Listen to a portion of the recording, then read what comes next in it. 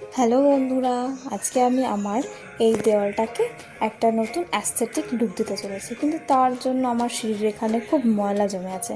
সেই ময়লাগুলোকে আমাদের পরিষ্কার করতে হবে, তাই আমি আর আমার মা লেগে পড়লাম এই ময়লাগুলোকে পরিষ্কার করার জন্য। তারপরে পরিষ্কার করার পরে আমার আঁকা শুরু হয়ে গেল। তারপরে আমি দেওয়ালে পেন্টিংটা করা শুরু করে দিলাম। তার আমি এই দেয়ালে একটা অ্যাস্থেটিক পদ্ম ফুল, যা আমি প্রিন্টারেস্ট থেকে খুঁজে পেয়েছি, সেটাই আমি এখানে আঁকতাম। তো আঁকার সময় আমি আমার মার ফোন দেখে আর আমার ফোনটা স্ট্যান্ডে দাঁড় করিয়ে আমি এই অ্যাস্থেটিক পদ্ম ফুলটা আঁকার দেয়ালে চেষ্টা করছিলাম। দেন এই রেজাল্টটা তোমরা এখন দেখতে পাবে। রেজাল্টটা এখন না, মানে আমি সবে শুধু এঁকে রেখেছি, কারণ এখন তো রাত, তো কাল সকালের মধ্যে এই আঁকাটা আমি পুরোটা কমপ্লিট করে দেবো।